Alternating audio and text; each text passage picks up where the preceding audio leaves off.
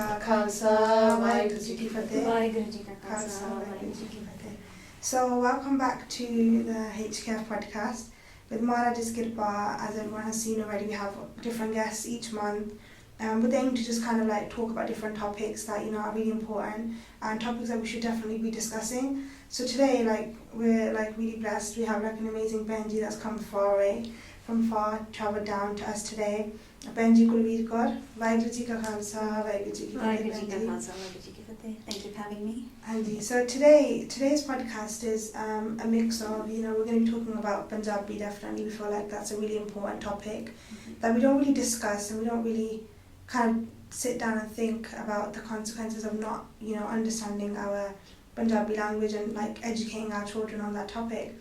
But also we're just going to be, just for anyone that's listening, get a bit of a background into Bhenji, how you came into Sikhi, because I feel like we were talking before, sometimes it's not really something that people like to talk about, their own background and how they came into Sikhi, but I think it's quite inspiring. I think when we hear other people's stories and we realise that we all have the same struggles, especially as Bena, that, whether that's tying a dastar, whether that's taking Amrit, that we all actually go through the same things and it's not like you're alone. I think that's quite inspiring, and I think that's kind of the best way that we learn as Bena as well. And it's quite inspiring and motivating, and to see that, we all have the same struggles. So Bhenji, just to start with, we'd love to kind of know how you came into Sikhi, how your young age background in terms of growing up.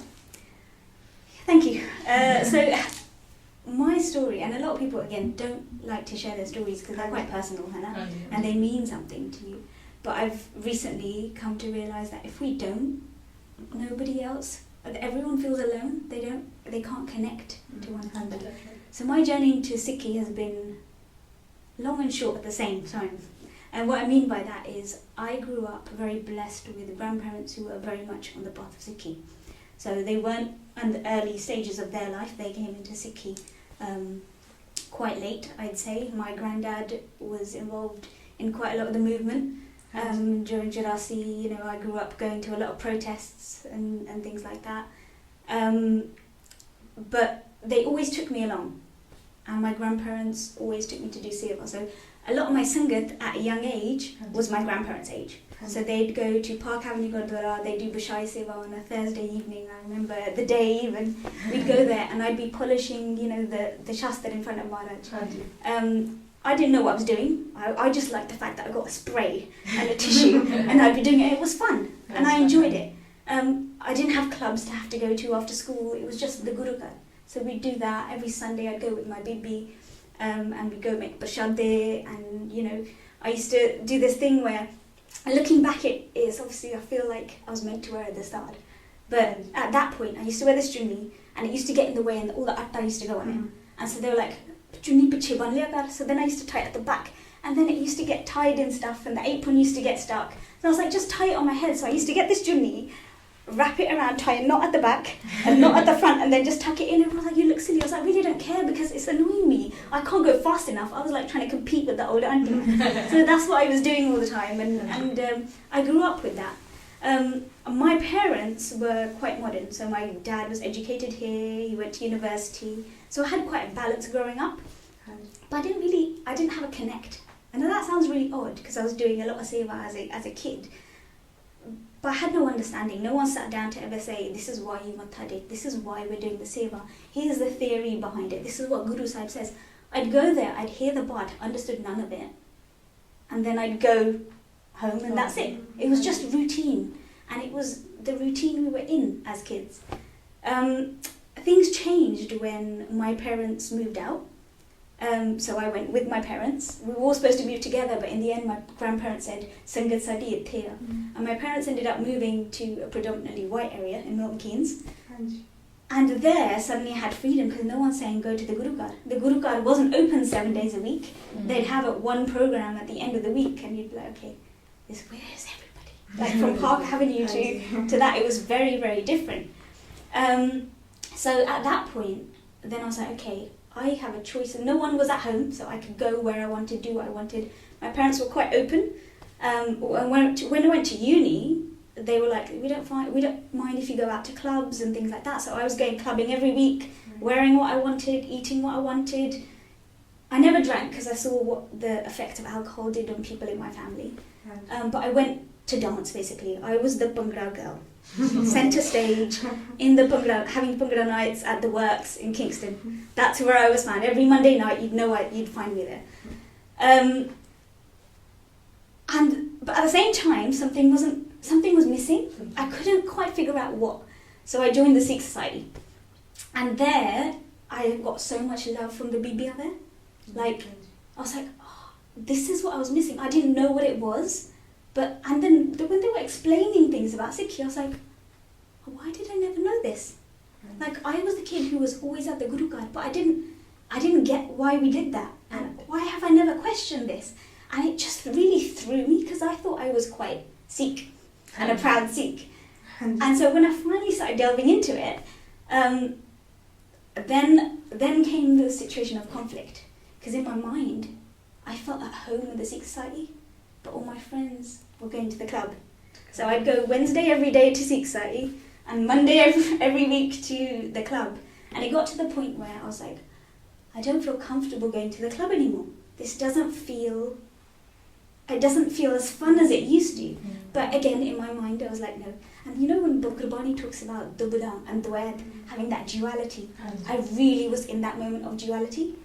And I remember being so obnoxious, and I've recently started talking about this, not to say, oh, Giddandi Kuriya, what she did and whatnot, but just to be honest, because I think we lack that as BBI in our community.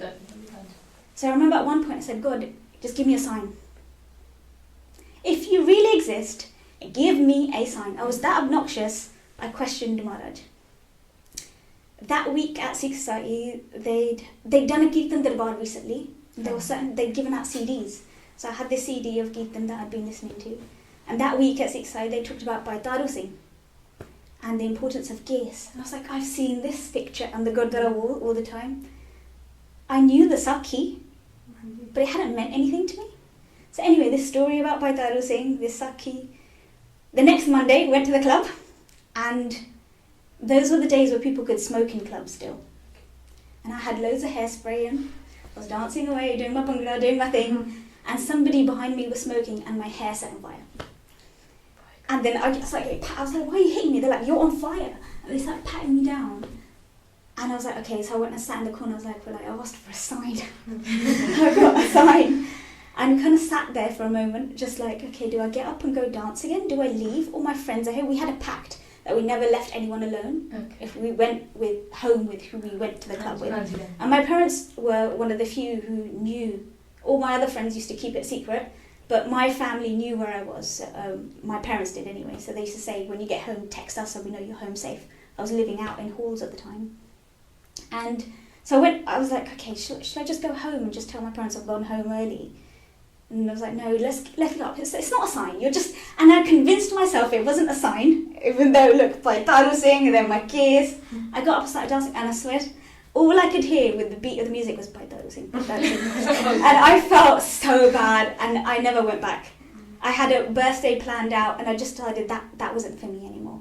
And Guru Sahib changed the course of my life, just like that.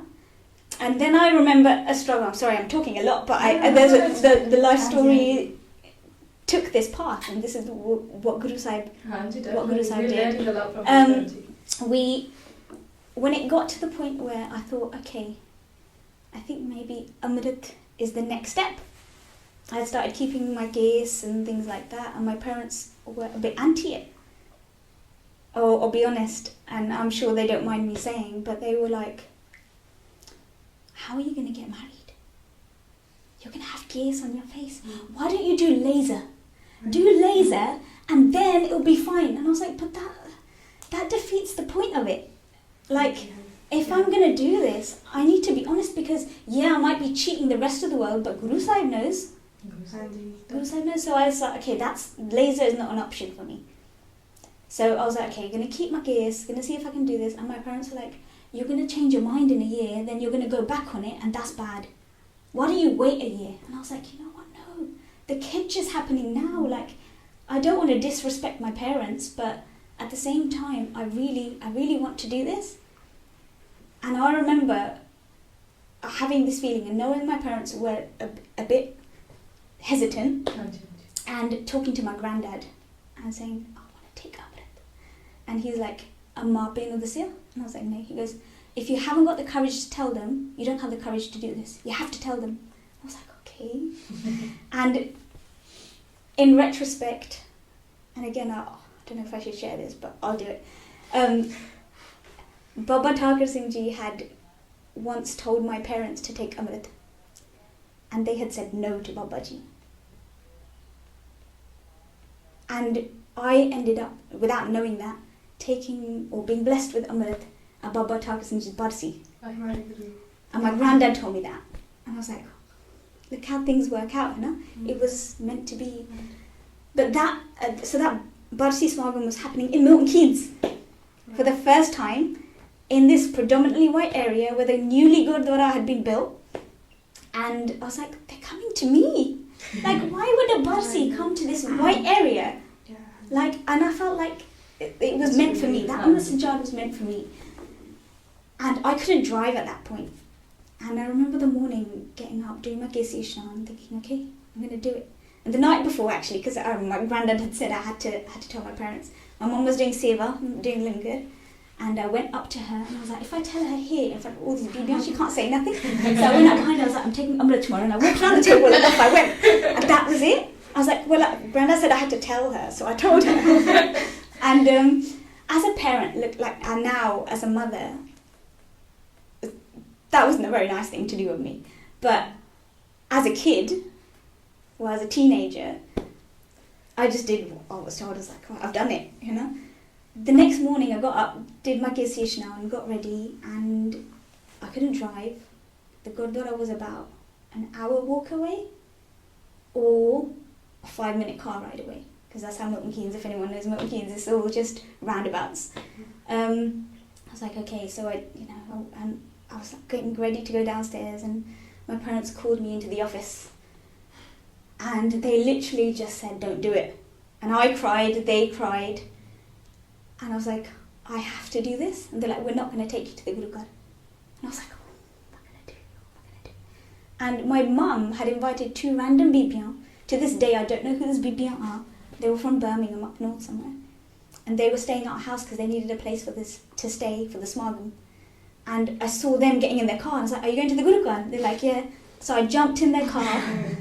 I got to the Amrit Sajjad, and I was blessed with Amrit. Right. And I remember like thinking, what am I going to do? I remember being really awkward at home afterwards, because I was like, you know, my parents, I'd done something against what they told me to do. But for me it was right. And to think, they've been so open. They allowed me to go to clubs, they let me go out. But Sikhi was like, oh, you're getting militant there, you're getting brainwashed. And I was like, no, like this is, I couldn't explain it, because you know they say you can't explain the taste. I couldn't explain it. But one thing I did know is I had to still respect them. They're my parents, you know. So I did my level best never to make them feel that I was better than them or anything like that. And people used to make comments at the Guru Ghar and say to mum, "Look, kudi thodi kiddan diya, tusi kiddan, tusi vi shako, tusi kaate nahi shakya." And I used to stop them and I say, "Don't speak to my mum like that." Fast forward this many years, my parents are now both amritdhari. But that's not because of me, that's Maharaj. And a lot of the time we get hung up on, I'm this, I'm that, and I did this, and we didn't. Maharaj has this whole plan. Like with the whole story of Baba Thakur Singh Ji, I never knew that. That's not any of my gun. That's them.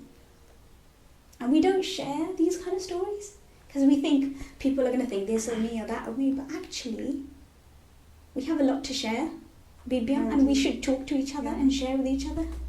And you know, definitely, I think just hearing your story, Bhenji, like it's inspiring for us, so we know that anyone that's listening, they'll definitely be inspired by it. I think, like you said, we don't talk about these things, and not everybody has their own journey. And listening to someone else's journey is what like can inspire someone else. And I'm sure there's people listening that, you know, might be in that same position where they're like unsure and they want to like move closer to Sikhi, but it's hard. And like you said a really important point about the respect for the parents. And I think in today's day and age, that's quite hard because in today's time, we see youth that they say to their parents, okay, I'll do this, I'm gonna take Amrit, that this is what I want to do. But if their parents don't agree, they do turn against their parents. And I think that's to do with the generation now anyway. But that's quite an important point too, that still have the respect for your parents. Everyone's on their own journey. It's not their fault as well at the same time that they don't have the education. But you mentioned that when you were younger you used to go Gurukar all the time,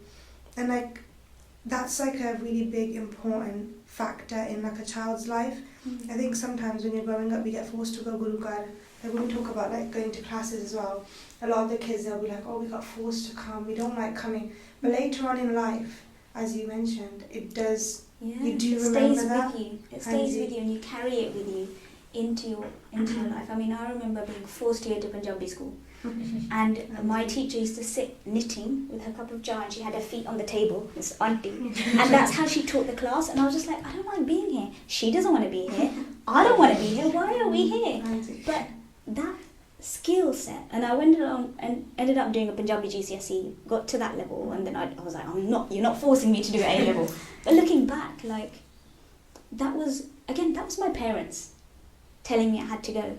They had a plan that they were trying to work towards. Right. They were thinking from an educational level, help with points, help to get to uni, blah, blah, blah. But actually, again, it comes back to this path that Guru Maharaj had for us. That sewa as a child, that I just did for fun, then took me to places where something felt like home, it felt familiar. So when it came to uni time, when I got a chance to experience it again, I was like, I know this feeling. And a lot of the time, especially as parents now, I have 2 young boys. Sometimes when they were growing up, I'd take them to the Guru Garden and they'd be running around and be like, oh yeah. They don't do my best, chop karke beta, I got at the start, and it looks bad that my kids are running around and doing this. But you know what? It's home. They feel at home in a Guru Garden. And if you can't feel at home in your own parents' garden, then where are you going to feel at home? And we've got to, it's all about exposure. Sometimes we think, leke jande and they don't understand. But actually, the exposure in itself is enough to create that sense of homeliness and to create that sense of peace. You go to the Guru Garden and you find peace, you find home, you find, and I think it's important to do that for our children, even if it's hard. We have to do it. And I think that's really important. Like you said, we hear about that all the time, about some parents, they do feel because a lot of people they do tell the kids off, and they tell the parents off, why are you bringing your kids, they're running around. But there is that important factor of bringing your children, like you said, and again I'm sure we can relate to that as well, getting forced to go at a young age. Now as you grow up you realise the value of that. We miss Punjabi school now. And you talked about you used to go and you used to see this picture of Daru Singh Ji, but you never really were educated on that. As a parent now, what do you think, what is the importance of, not only, it's not just, as well as that is really important, because just sending your child to the Guru Garden later on, that does have a positive effect, but also if you are going to the Guru Garden, knowing your history and learning about your itihas, going to Punjabi school, but not only just going to Punjabi school, come back and that's it. How we continue that teaching at home as well, in order so that we can actually learn. I think a lot of it comes down to family environment. So, I grew up with grandparents. A lot of kids now are not growing up with their grandparents, either because health reasons and then grandparents aren't around anymore. They used to be. We used to have grandparents and great-grandparents growing up. Now it's health is changing and they're not around anymore. Or because you're not living with in-laws anymore, so they're not exposed to grandparents. But that Punjabi element is going away. So that connection to the Guru is becoming a little bit one step further, because we're having to translate. And when you translate, you're losing a one step of the ladder, if that makes sense, in your connection to your Guru. So that makes it a little bit harder. But I think it is really important to have that connection. And when you see photos, again, it's a medium of communication. A photo might not be able to explain what's going on, but it's an image that you retain and stays with you. So when you revisit that image, you're again, familiarity, it stays with you. And the more you expose your children to, whether that's the language that you're speaking, the photos that are in your house, have you just got photos of yourselves, or have you got photos of people who inspire you, people you want to become. Hanji. Everything that you see, you hear, you touch, you feel stays with you and it shapes who you become. So for children it's really important because they say from like age 0 to 5 is the most core amount of time as to how much they can absorb. They're learning about their boundaries, what they can do, how far they can push things, and their core set of values. If we can't instill that then, when you're, especially as a mother who's on maternity, you have time to bond with your child. So I think it's really important to utilise that time to focus on what's really important. Yes. And I think what's important is Sikhi. Hanji. Bhenji, so going into the topic of Punjabi, as you mentioned anyway, obviously I'm sure everybody has seen your products on social media. We'll link them as well. Is it Punjabi Kids TV and Toys? Can we talk a bit about that? I know there's some here as well. Like, what kind of made you want to start, creating these products for children where they can learn, how to read and write Punjabi and speak Punjabi easier? So after I finished uni, I went back to my parents in Milton Keynes, and again it was still quite a predominantly white area at the time. Now it's more apne out there, but there was Punjabi school going on, so I used to help out at the Punjabi school, just to go volunteer and teach Uda Yada and things like that. And I just realised resources were so lacking, and I was still a teenager at the time. I started drawing what you see, some of the images on the flashcards then. So over 10 years ago, I started drawing them, and I'm thinking, I'll make worksheets or things, and then there were already worksheets out there. I was like, okay, I don't need to do that. I don't want to compete with people with apne who are already doing it. That doesn't make sense. So I kind of paused, and then I thought, you know what? I should make an app. But I couldn't because it was a conflict of interest with where I work. So that wasn't an option. And I got approval from where I work to make a book instead, and an e-book. So I was like, okay. So I developed this whole e-book where you click on the Uda and it would say Uda, you click on the Oot and it would say Oot. So I designed kind of halfway through, and it was so long. It was taking me so long to draw because no one had taught me how to do any of that. I just Googled it. So I Googled how to do it, I figured it out, and I started doing it. And then loads of apps came out. I was like, okay, I don't need to do that. So then I just sat on it. I ended up getting married. Despite all these preconceptions about years stopping you getting married, I ended up actually, funnily enough, side story here. So when my singer and I were introduced, I remember I asked my parents first. I was like, is it okay for me to, somebody said, can I talk to this person? And they were like, yeah, do whatever you want. And I was like, I'm not doing well, to talk to a guy. But anyway, it was a bit odd. But so we exchanged numbers and we started talking. And he was like, I don't want to see your picture. I was like, what? You don't want to see your picture? And he goes, I'd rather get to know you first, and if we connect, then we'll decide to. And me being me, I was like, okay, hands up, just a disclaimer, I do have gears on my face. Is that going to be a problem? Because I was like, if I talk to someone and I get on so well, I'm going to be heartbroken if they turn around and say, nay, because it'd been drilled into me that societal norms, I had to look a particular way for someone want to marry you. And he was like, no, actually, that's really refreshing, and the fact that you have gears on your face would make me want to marry you more. And I was like, what? And he was like, because if you can be that baki in your red, and I wasn't baki in my red, just to be clear, but if you can do that, despite what the world is telling you, and you can love your guru that much, then I know that we can build upon that, and that makes you a strong person, and I'd rather marry somebody who's strong in themselves. And I was like, okay, so all these worries that we're put on, you're never going to get married, this is never going to happen, Guru Sahib takes care of all of that. We don't have to worry about any of that, because leave that to the Guru. Knowledge knows the best. Exactly. So I was like, okay. So we didn't exchange photos for a good few months. And then we're like, okay, like it's going yes from me, yes from you, and then we exchange photos. I hope he doesn't mind. He's a very private person. He doesn't like me sharing much, so I won't go into too much detail. But we were like, okay, yeah. And then we got families to meet, and then we took it from there. Where did we go off on a tangent from here? How do we get Punjabi? Punjabi? Punjabi, like, after you got married, after the flashcards. Yeah, so this is what happens after you get married and have kids and babies.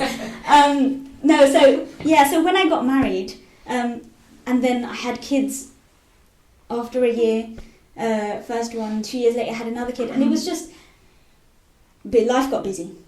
So that just sat on my computer doing absolutely nothing, and my mind still went back to it. And a lot of times we do that, right? We have these great ideas and we don't share them with people. Yeah. We don't ask for help.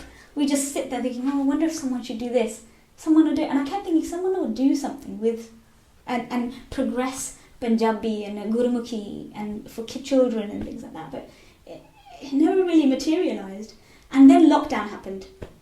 And everyone was on their phones, on social media, using the TV a lot more. School was now online. And I was like, okay, I need to do something with this. So all the pictures and things that I'd drawn on my iPad, I then converted to make a YouTube video.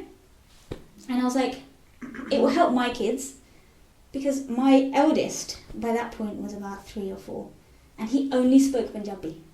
He could not speak a word of English. It's like proper pure Thet Punjabi. And everyone's like, he's so cute. And I was like, you know, it is really cute to see a kid speaks Punjabi. And then he went to his first nursery, and at nursery, no one could understand him. Like, he could speak full-on sentences, and children speaking English were still on like word 1, he could do his whole Uda Era and tell you everything. And luckily they had a chef who was amritdhari. So every time the teacher wanted to know something, she'd take him to the kitchen, they'd translate and tell what he was saying. And Holly, as then we put emphasis on him learning English so he could communicate in his classroom, he lost his Punjabi. And that was really, for us as a family, like, everyone was saying, Punjabi, karje bolo. And we would, but we get a jawab back in English. We put in so much. And then my second kid went straight to English. We did exactly the same. We spoke Punjabi 100% to him. We only spoke Punjabi to him. We get jawab in English because he's learnt from his brother. And I'm like, oh. Like, you know, people say, "Tusi try nahi kita, koshish karo, mehnat lao." We did everything. Nope. Because that's the jamana we're in. We've had kids to class and they're like, their parents speak Punjabi, they don't even know English, and as soon as they get to school, the Punjabi's gone. They speak in English. We're in that environment, so we have to find new ways to make it fun, to make them want to do it. Because if they don't want to do it, you're not going to be able to force them to do anything. So coming back to that YouTube video, I was like, well, all these kids are now watching TV, they're on YouTube, they're flicking through, they can get through and find a YouTube video quicker than their parents can. So I was like, let's take Punjabi to them, and Gurumukhi and to them. So I made it, and at that point, there were all these like baby shark videos and all these things going viral. I was like, I'm going to take a catchy tune, and I'm going to put the Uda Era to a catchy nursery rhyme song to get them to want to watch it and make things move, so it's not just the standard slide, you know. So I just spent ages, and so I used to put the kids to bed, go sit in our garage, and I used to work on this video, and I didn't have fancy audio equipment, so I used to sit, because someone told me that, you know, if you put Dahlia over your head. So I used to sit there with Dahlia over my head singing it, going, oh, I missed a beat, and trying to get it back in the tune. And I just did it like that. It was just a mum sitting in her own garage while her kids were with the baby monitor next to me, so I could hear it if the kids cried. And I just did it. And in the end I was like, it's not good enough. The audio's not quite right. It's not perfect enough. And I was like, you know what? Someone somewhere might like it. So I just pressed hit.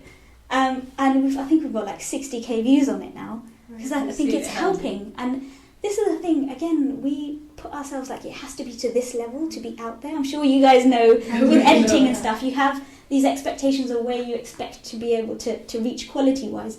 And sometimes it's not about the quality, it's about dilon. So you just do it, because someone somewhere will benefit from it, and we shouldn't hold back. Once I realised that was working, I was like, but we need to also help with the Punjabi schools, because it's one thing, once lockdown finished, we need something tangible too. So like, if I just use the same drawings I've done and then put it into a thing where it opens, you can clip it onto a bag, And I saw actually, again, when my then youngest went to nursery, he was given flashcards to learn his ABC. So the nursery teachers used to give him these things on a ring, but they only put 1 or 2 on. They put A and B, and when he'd learnt it, they'd put on C. When they learnt it, they put on D. And he learnt his alphabet so quickly in comparison to my older child. I was like, wow, why don't we have this? Why can't we have it? So I remember then helping with some other Punjabi classes and just printing stuff out and laminating them and then using those. But I then decided that actually we need something better. So I then designed these.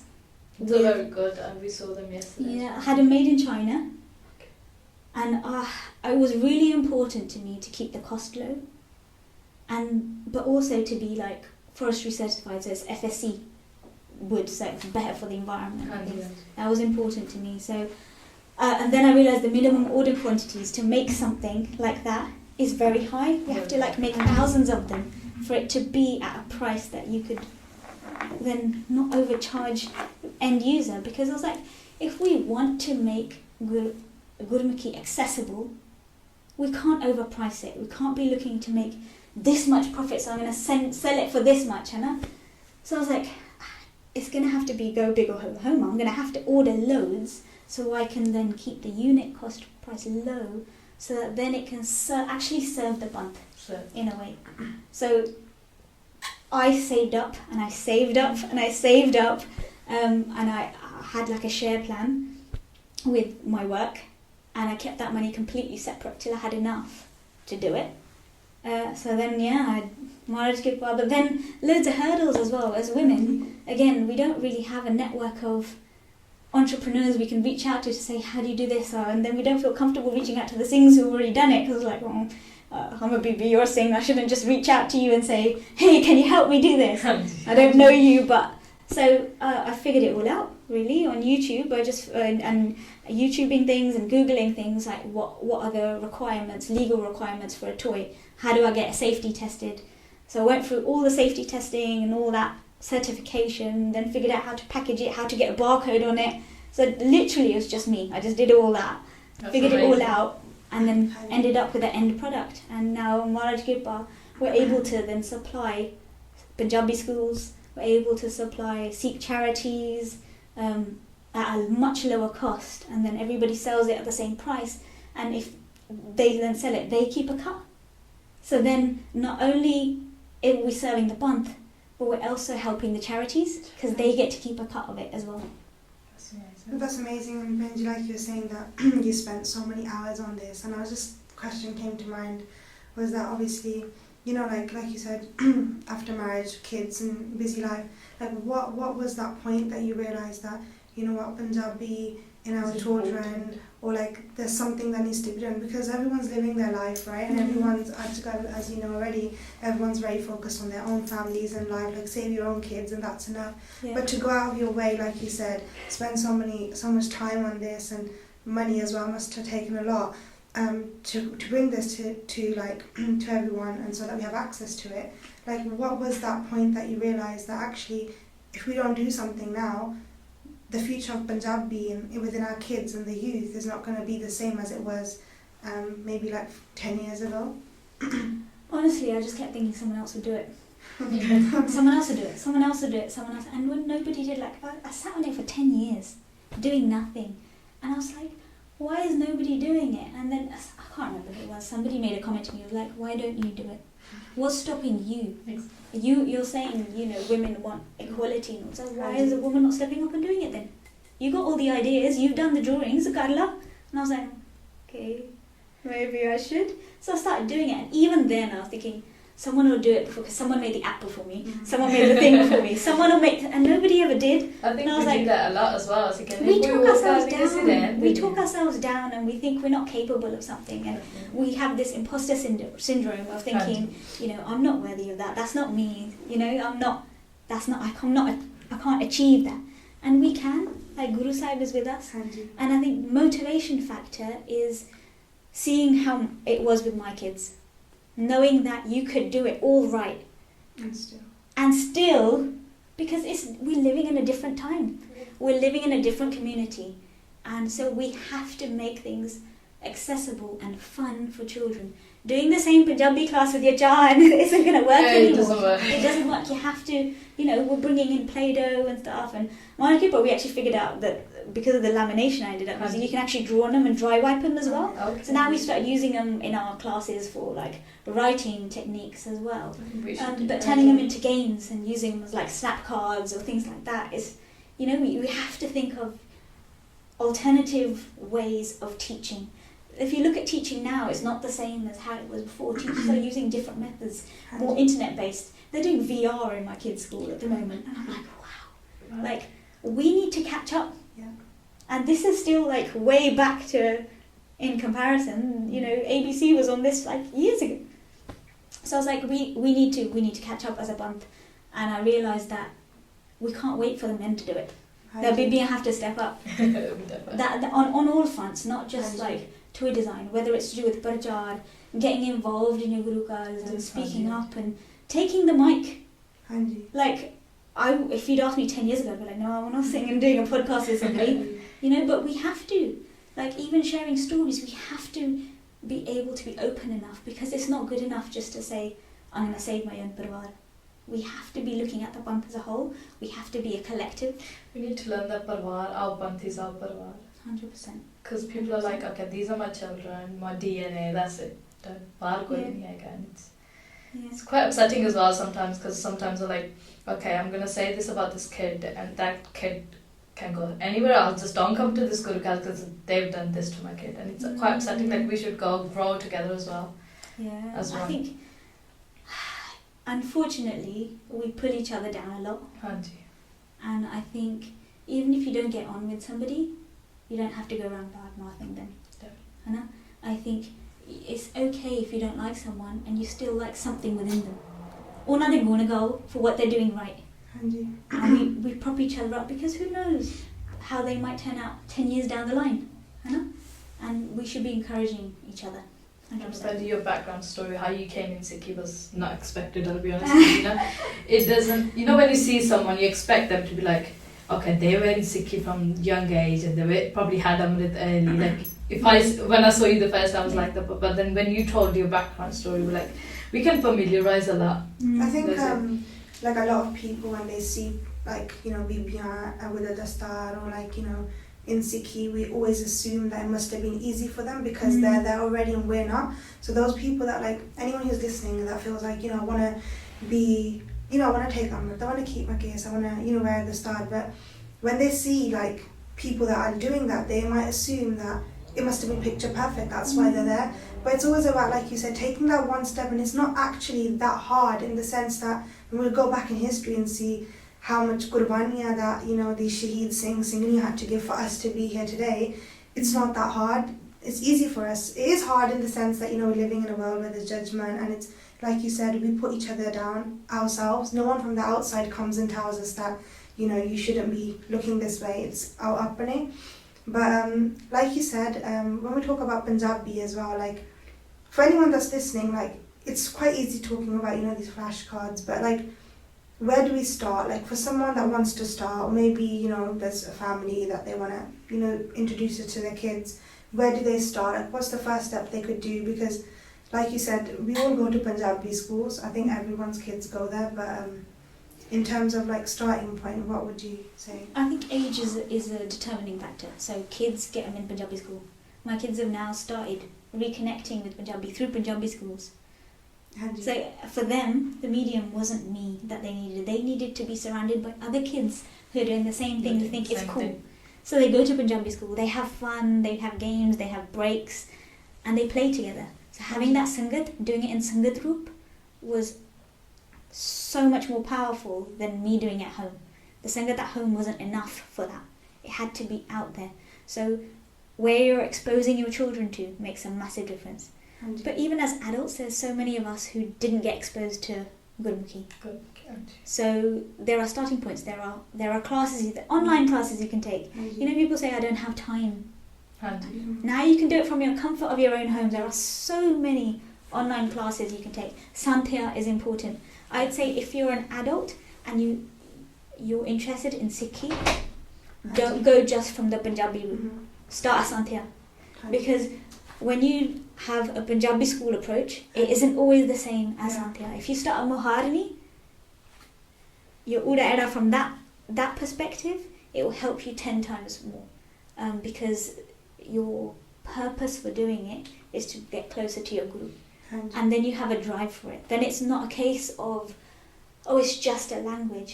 It's the language that I'm going to bring me closer to my Guru. ਹਾਂਜੀ And so I think if you're undecided about learning Gurumukhi, does that mean you're undecided about your connection to your Guru? Come about it from that perspective. And then you'll want to. Yeah. You've got to motivate yourself, I think, is the key thing. To say you don't have time for it is to say you don't have time for your Guru. ਹਾਂਜੀ So we have to make time And for it. some people that ਸਾਨੂੰ ਸ਼ਰਮ ਆਉਂਦੀ ਹੈ ਪੰਜਾਬੀ ਬੋਲਣ we feel like we don't want to speak Punjabi because we don't like it. It makes And us feel low. this is the thing. You know, we've got to stop laughing at each other. ਹਾਂਜੀ Oh, did you hear we said that? He mispronounced it. Ha, ha, ha. We're so bad at doing that. All of us do it, and we need to stop because you know what? It just takes one tuck to make the other person go make guni guni. You know? That's it. You've bruised someone's heart. You've knocked their ego a bit, and you've stopped them coming closer to their guru because they think they're not capable. And everyone is capable. Everyone can learn anything at any age. You could be a Buzurg and still start. It's never too late. So I think that's really important. We've got to stop laughing at each other. Take the step. You take one, your Guru takes thousands towards you. You know? ਹਾਂਜੀ Just take the first step. Whether that's joining a class, whether that's talking to your mate, say, you know what, I want to learn. Do you want to learn with me? Go together.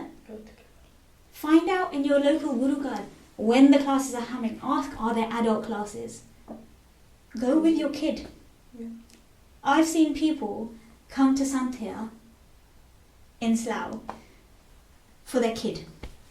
And they end up staying and hovering. And you're like, Ajo, tusi bhi kar lo?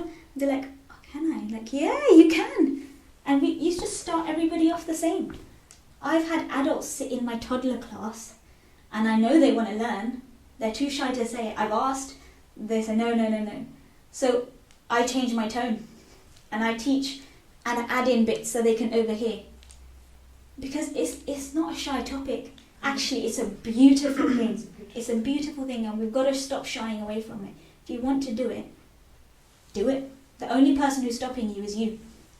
What's the future of Punjabi language if we don't take a step now?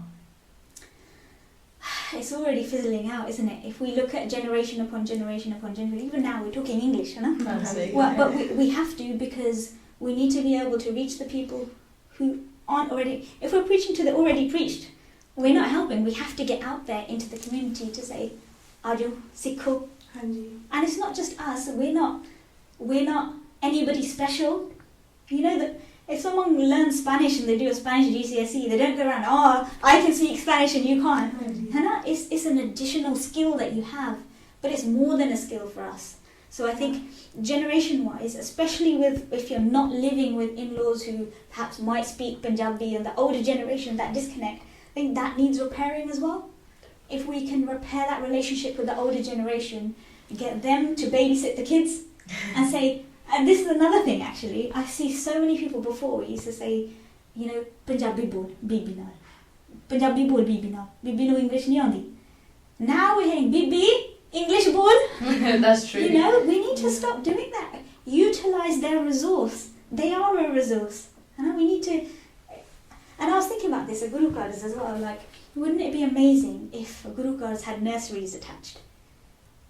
Not nurseries where people come and leave their kids, but nurseries or even like a gardening area where grandparents can bring their grandkids while the parents are at work. Ajo bijiye, kheti kariye.